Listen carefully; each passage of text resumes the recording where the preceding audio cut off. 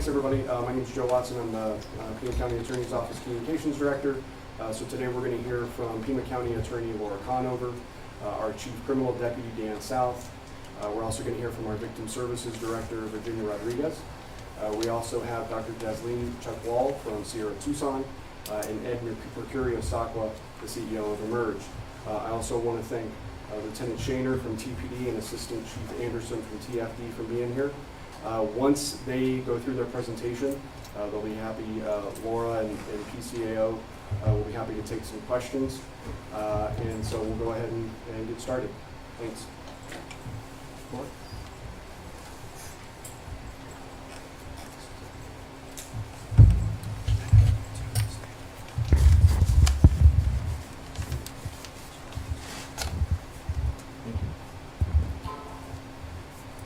Good afternoon, buenas tardes. Thank you so much for being here to give me this opportunity to share important information with the community. Muchas gracias por darme esta oportunidad de compartir información importante con la comunidad. I want to thank also everyone who is here with me, with the Pima County Attorney's Office and subject matter experts that you're going to hear from briefly.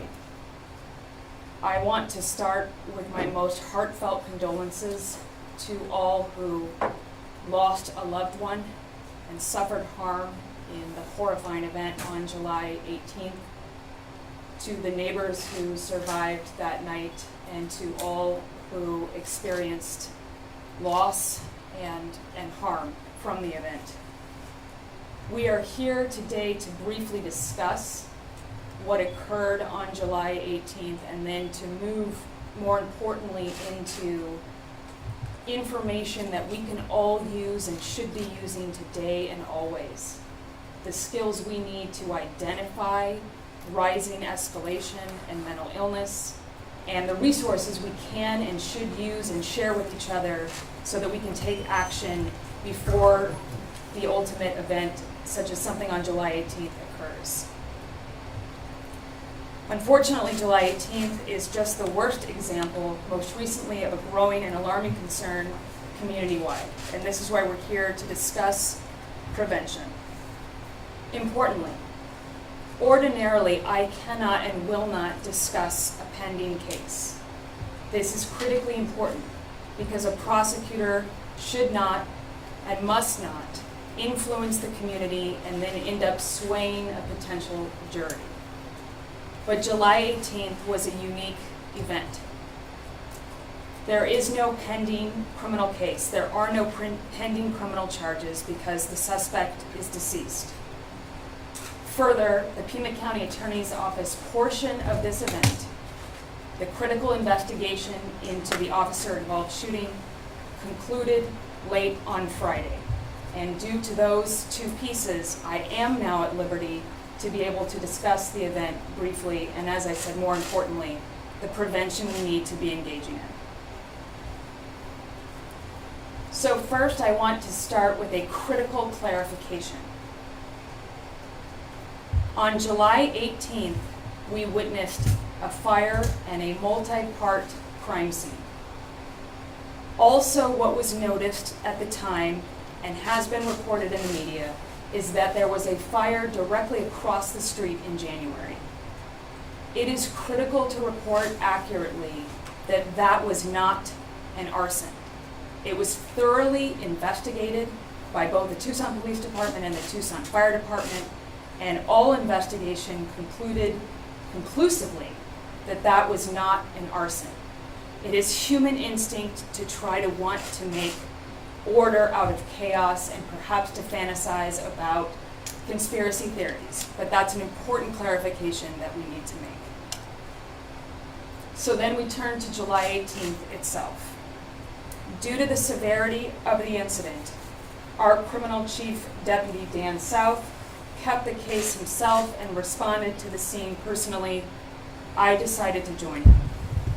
Dan, would you please discuss July 18th? Laura. Good afternoon, my name is Dan South and I'm the Chief Criminal Deputy here at the Pima County Attorney's Office. On Sunday, July 18th, I was briefed by Homicide Sergeant with Tucson Police, Scott Haynes, about a multiple casualty event that occurred here in Tucson. The intersection of South Campbell and East Irene was one of those incident locations. Because of the gravity of this incident and the importance to the community, the impact on our community, Laura and I both responded to that scene. When we arrived, it was pouring rain. The streets were flooded, but yet more than 100 first responders were on scene, and they were all cooperating with local and federal agencies to ensure that the scene was taped off, that it was cordoned, and evidence was being processed. The level of collaboration between police, fire, our federal partners, and medical personnel is something we haven't seen in quite some time. This cooperation makes me proud to be a Tucsonan, but also heartbroken for what brought us to this place. As prosecutors, our role is to, when we're arriving at a crime scene, our role is to observe and to listen. I lead an incredibly dedicated team of staff, attorneys, and detectives that all take a case from the initiation all the way through to a jury if necessary. The details that we observe firsthand on the crime scene are imperative in ensuring that we make informed charging decisions. And that's why Laura and I were there. When I arrived on scene, I immediately saw that Officer Danny Leon's vehicle was heavily damaged. The front end of the corresponding vehicle that was determined to be driven by a person by the name of Leslie Scarlett was also damaged, and it was just across the street. I observed multiple shell casings there on scene. Detectives walked Laura and I down Irene Vista through the next crime scene. It was determined that the house that was still smoldering was where the incident had initiated. As we're walking down Irene Vista, we saw glass across the street that had come from damaged fire personnel. We saw the vehicle, the Tucson Fire vehicle that had been damaged, and we saw the area where the firefighters had been shot at. Farther down Irene Vista, we waited, huddled under temporary shelters to protect from the rain, as one of our fallen neighbors was taken from the scene.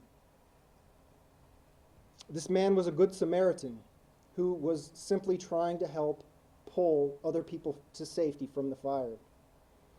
And during his last act of bravery, he was shot and killed by Mr. Scarlett. He had been carried out of the line of fire by other neighbors and by fire personnel as they rushed him to safety. However, he did not survive. Detectives then walked us back to Mr. Scarlett's residence, where that fire was still smoldering, and fire personnel were on scene tending to it. Inside that residence was the body of yet another victim. Outside in the street, medical personnel were gathering to attend to another victim, another neighbor who had been pistol whipped, hit in the head with a firearm by Mr. Scarlett. A Tucson fire captain had already been transported from the scene and treated for a gunshot wound. In the course of all this, we learned that several blocks away at Silver Lake Park was another scene. AMR emergency personnel containing 2 EMTs was ambushed, and those 2 EMTs were shot by Mr. Scarlett as they wait in their emergency vehicle. After walking through the scenes, I returned to where we began at the Tucson Mobile Command Post, where I watched footage from Officer Leon's body-worn camera.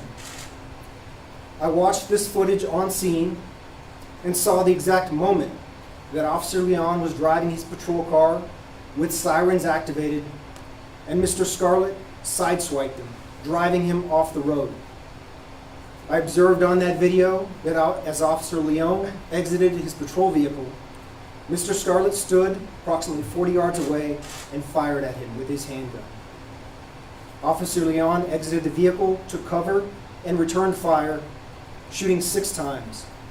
One of those shots hit Mr. Scarlett in the head, causing him to succumb to his injuries 3 days later. That video was hard to watch, but it was important to my determination of what happened that day. So I'm tasked with reviewing whether the officer-involved shooting violated Arizona law. And here it is absolutely clear that Officer Leon's conduct and his actions were justified under law. Officer Leon returned fire only after being run off the road and being shot at by Mr. Scarlett. Officer Leon's actions were not only justified, but they also ended a chaotic and dangerous scene, a situation where more lives might have been lost that day. Lastly, I'll end this with a plea to our community. This situation, like many others, involved gun violence. And as criminal chief, I get phone calls in the middle of the night by these dedicated homicide detectives who I see day after day responding to another act of violence in our community. We've been on the scene together at 3 a.m. more times than I can recall. And what I'm asking for is this community to come together. And we address gun violence in our neighborhoods. Mr. Scarlett's caused so much pain to this community and to so many families. But he shouldn't have had a gun. And the question is, why did Mr. Scarlett have a gun? Our ATF partners did a trace and determined that that gun came through a private party sale, which wasn't documented, which didn't involve Mr. Scarlett, years ago. And how that firearm ended up in the hands of a man bent on committing the acts that he did that day is beyond me. Resources are available, but we must be proactive and aware. And at this time, I'll turn over to our Victim Services Director, Virginia, to talk to you a little bit more. Thank you.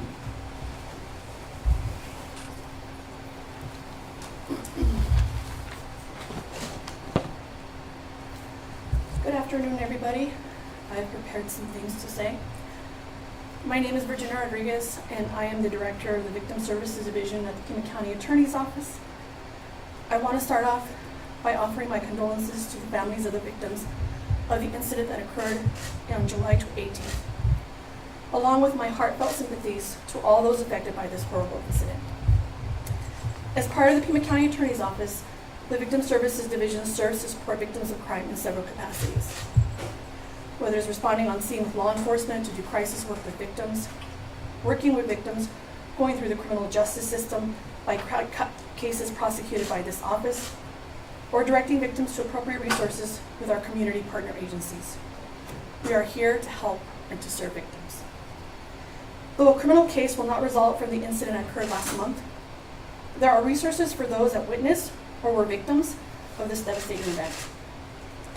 Our office has been in contact with most of the victims that were directly affected by providing support and resources. However, if you believe you are a victim or witness for the events of that day, please contact our office, as you may be eligible for funds provided by our Crime Victim Compensation Fund. The Crime Victim Compensation Fund may be able to provide you with monetary compensation to use for medical expenses, counseling services, or reimbursements for funeral or other costs associated with criminal act, regardless of prosecution. Please know that our Victim Services Division has and will always be here for victims of crime to provide support, comfort, and guidance through these difficult times. Thank you for your time. And lastly, thank you to our brave first responders who unwittingly became victims of crime that day in the act of being helpful. The brief video that will be shown next will further explain information about our services and the Victims' Compensation Fund. Thank you. Violent crime can leave a devastating and lasting impact on our community. If your loved one has been killed in a violent crime, or you suffered an injury due to a violent crime, to witnessing a violent crime, or trying to apprehend someone accused of a violent crime, there may be financial assistance available for things like medical costs, mental health treatment, funeral expenses, or loss of wages. To find out if you're eligible for assistance, please call the Victim Services Division of the Pima County Attorney's Office at 520-724-5525 or email us at the address on your screen. We're here to help.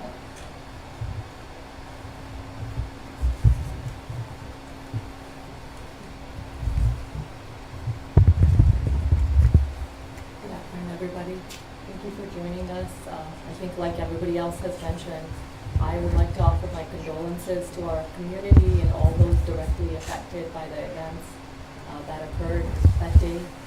As a psychiatrist and a mental health professional, I'm really here to share some of the signs of violence that we can see, and also to really highlight that violence and imminent violence sometimes is not really predictable and not easily predictable.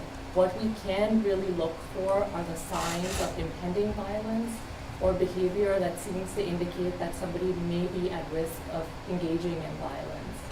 As a mental health professional, I also have to share that mental illness is not the cause of gun violence. I know that there's a lot of information sometimes, and I would call it misinformation, about mental illness and violence being equated.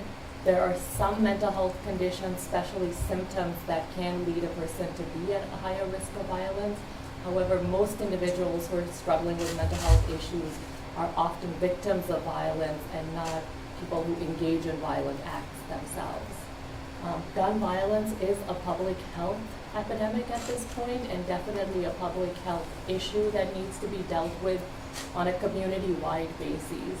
Some of the risk factors of violence are going to be shared on these next couple slides. Some individual risk factors.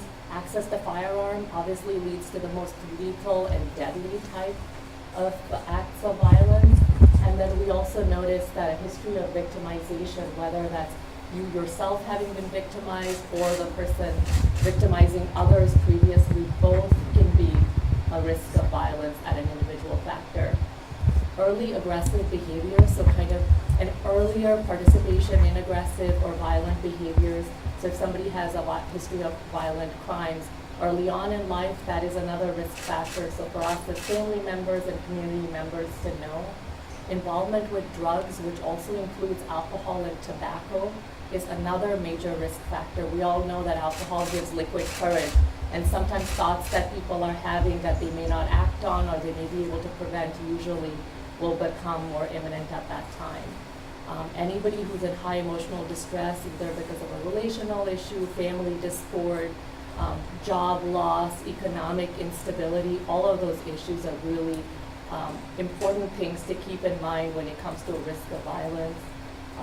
Individuals who have intellectual disabilities or learning disabilities can have a risk of violence. However, that's less commonly lethal violence. That's more, violence within the home or not being able to quite understand a situation and having that type of aggression that can come out. History of treatment for emotional problems. This again does not equate anxiety, depression. We're really trying to talk about individuals who may lash out as part of their own health history. And this can be due to low frustration tolerance, difficulty with emotional balance. And then finally, some attitudes about, not really caring for other people, or we call it a low empathy and low ability to have regrets. That type of issue is another thing that's an individual risk factor. And then finally, exposure to violence, either in the community. So if you live in a community where there's a lot of violence that you see, or violence within the family, can lead to a person becoming numb to that behavior and thinking maybe that's really the way to engage in discord or difficult situations. And then finally, for family and social risk factors, I think these are things that we want to consider as a community and really look within our own family networks, our homes, our friends, and see that if somebody has poor family functioning, domestic violence, association with gangs, they've been socially rejected themselves, they may have a low level of community participation, which is that they're not really engaged in a community group or having close connections. That really can be a risk factor again. And then a history of substance use within the family. So being growing up in that sort of setup where there can be discord. And finally, diminished economic opportunity. So again, one of those things which we as a community have to come together and make sure that everybody's able to be uplifted so that we can be at a place where there's less violence in our community. And finally, this graph for violence mitigation, it starts with what can have the greatest impact at the bottom, which is socioeconomic factors, addressing inequity, addressing systemic and structural racism, funding social services, just things that can help everybody have access and not feel desperate. And then finally, also changing context to make individuals' default decisions healthy. So I think we heard from others here that, you know, having that background check, being able to implement those safety measures is important. And then having some extreme risk laws. Finally, clinical intervention, which is being able to counsel people, being able to intervene. That is something that happens at a more individual or family level, and so needs a lot of resources, but is also effective. So as you see from the bottom, it's the most widely based intervention, and then as you go up the chain, it's more and more personal intervention, and so finally ending in counseling and education, which is storing guns safely, being able to educate people. So even, you know, talking today is sort of an individual level. Whoever hears this may be able to utilize this, but we want to really make this a public campaign and be able to educate everybody about risks of violence so that our community together can come and be able to reduce violence overall. Thank you so much for your time today.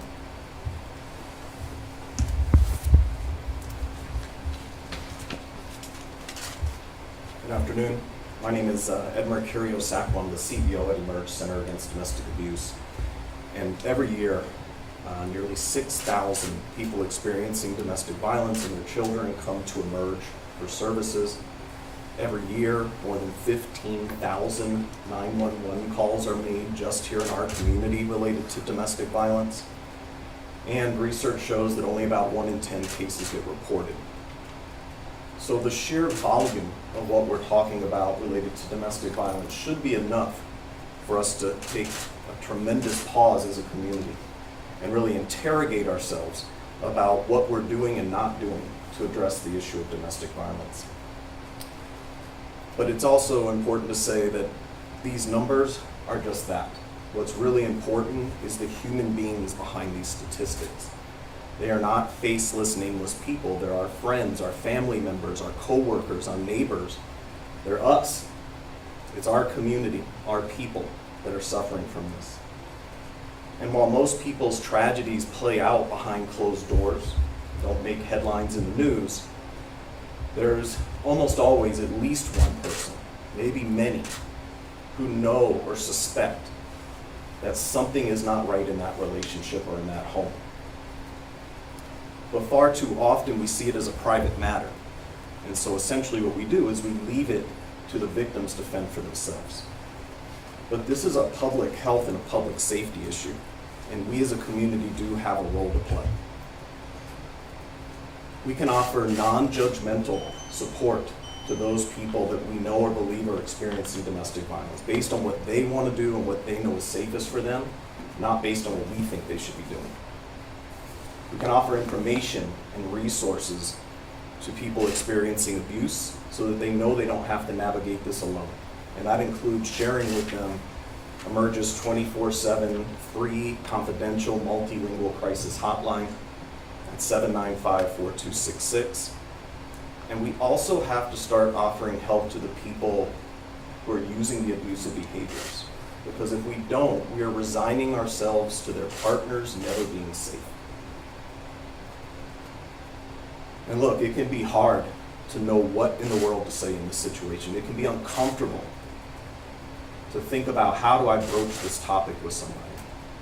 And we certainly don't suggest that people kind of plow forward and have these kind of conversations with either party without consulting with somebody, without having it be well thought through, without having it be private and safe, because even well-intended interactions from a third party can increase the risk for the victim. But silence can affirm that abuse. Silence can be deadly. And so we've got to find a way to use our voice and speak up on these situations. And so if we know somebody who is experiencing abuse or is using abusive behaviors, we encourage everybody to reach out to Emerge's hotline, 795-4266, to get help in figuring out how to broach that subject and how to have that conversation in the safest way. And in addition to that intervention role that we can all play with people who are struggling today, if we want to prevent people from struggling tomorrow, we've also got to acknowledge the socialization factors that serve as the root of domestic violence. We've got to change how we treat each other. We've got to change what we laugh at, what we stay silent about, what we tolerate or accept as being unchangeable, what we teach our children about gender norms and healthy relationships. Because there is nothing more devastating than having yet another domestic violence related death in our community and having somebody say, yeah, I heard things going on next door, but I didn't think I should get involved. I saw the bruises she had, but I didn't think I should say anything. I knew something wasn't right in that relationship, but I didn't know what to do about it, and so I said nothing. We've got to collectively, as a community, shift our mindset to prioritize other safety over our comfort. And we all have to be able to see this as our issue. Thank you.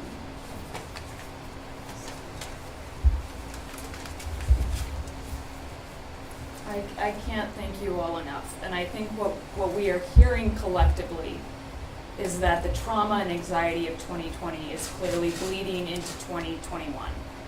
And we must continue to check on each other.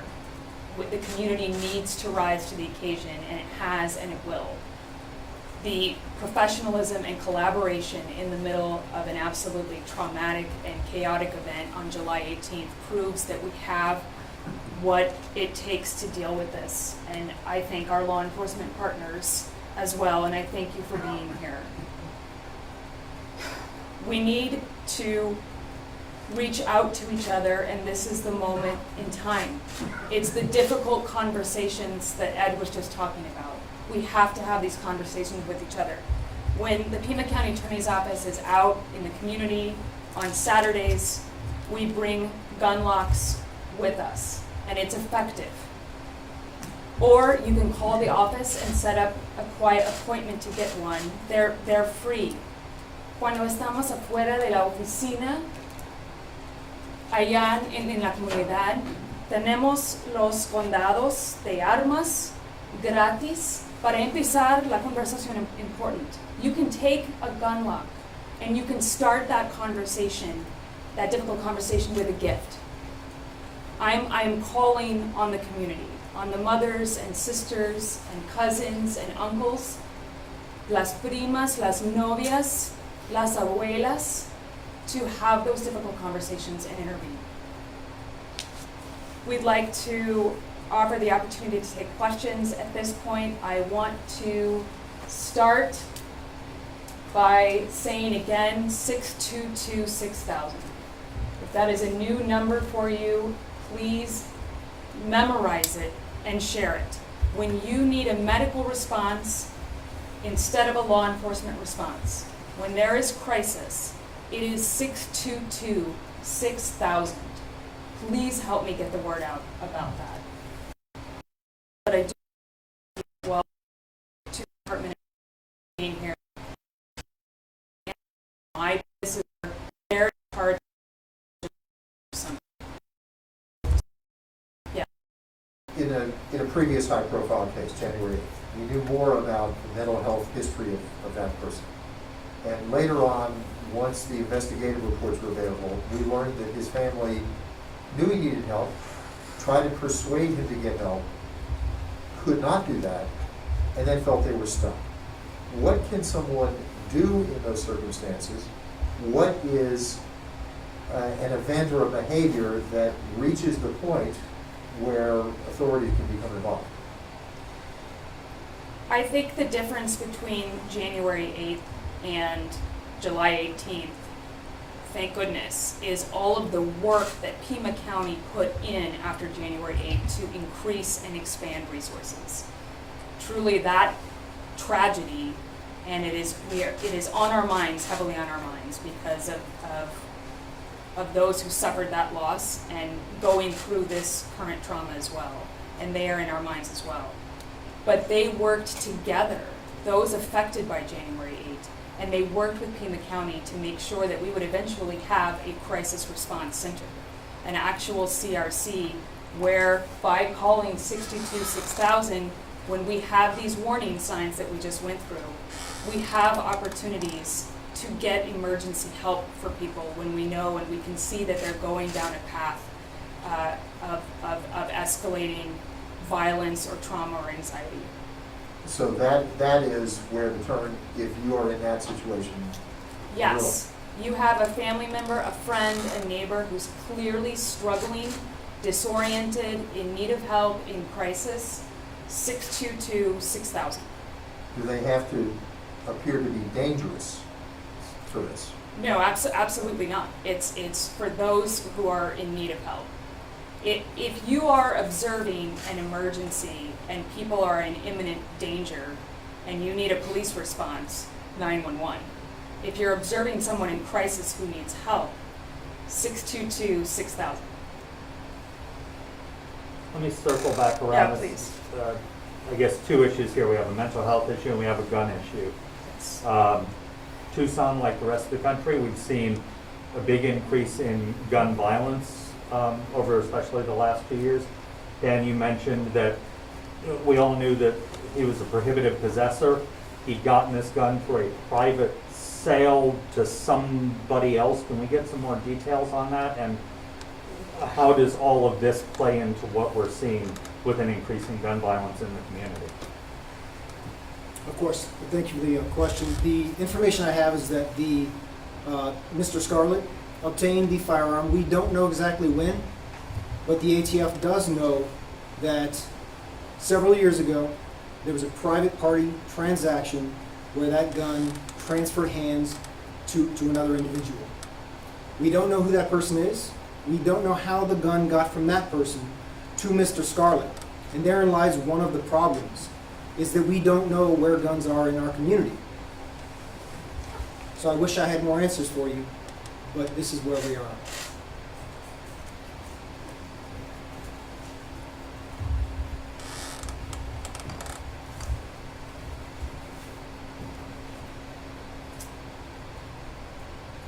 Any other questions? Any follow-up questions? You have some tremendous experts in front of you. Thank you again. When we just did our own informal questioning out in the neighborhood, neighbors said, well, I never saw any signs of trouble coming from that house.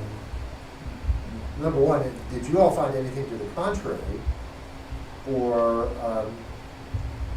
was he, we heard the discussions that he was in fact very disturbed about what happened in the previous fire with his mother's house.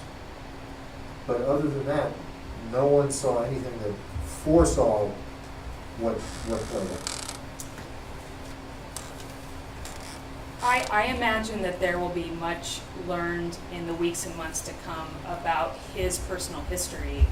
But what I think we can say more generally is that it may not always be neighbors who can notice, which is why family and friends are so important.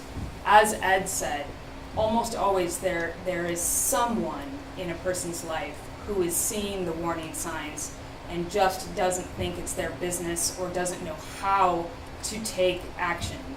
But with an extended family, as we often see, this is why we need to be encouraging family to reach out for help and engage in difficult conversations. Now that he is deceased, are you able to disclose whether he was handled anywhere within the mental health system? I don't have that information currently. I think that's part of the ongoing investigation that will be looked into. Is there anything you see as prosecutor, county official, elected official, despite ongoing investigation, that you are recommending either in your office or countywide, working with colleagues at TPD, change now, before the investigation is done, that could maybe, who knows, hindsight's 20/20, prevent another incident like this? I think the key right now is exactly the kind of education and information we're just learning right now in front of you. And again, I thank you for being here. The frustrating part for Dan South and I and for Virginia is that the core mission of our work is that we are reactive. And when homicide after homicide and gun charge after gun charge comes in, we will prosecute. And our violent crime units, our homicide prosecutors, are ready to tackle the most difficult cases of the day. But what we need desperately from the community is the prevention work. We can't solve this on the back end. Virginia's unit in the Victim Services Division has been in area hospitals around the clock for 2+ weeks now, and we will always rise to that occasion. But what we need now is to partner with community to start preventing at the root.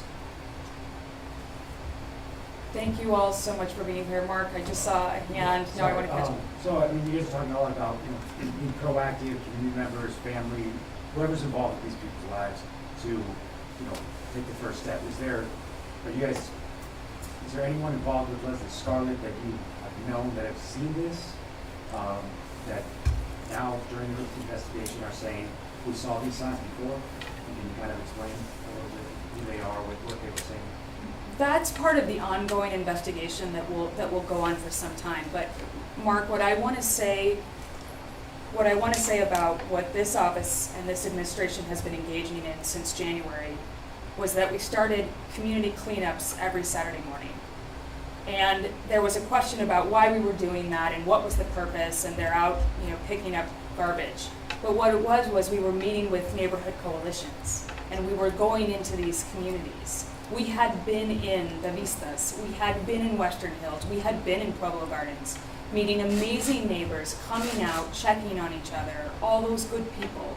In fact, the morning before the incident, we had been across the street at a massive toy drive. It was TPD and Pillars and Bridges, I think, was there, and it was the Western Hills neighborhood. They're working together to hand out toys to children stuck at home during the pandemic. We have to continue that work because that's how we check on each other, and that leads to the prevention work that we need to be doing. Thank you all. Hey, everybody, real quick, I just want to say what we can also use is your airtime in your space. We have that video that we created for our Victim Compensation Fund. We have other videos that we really could use some help. You talking to your producers, you talking to your editors, to get some space for us to air this stuff on your airwaves, whether it's radio or TV or newspaper, online, whatever. That's the kind of stuff that we need coverage on. So be expecting an email from me or something like that sometime soon. So that's it. Thank you very much. Appreciate Thank you it. all. Thank you.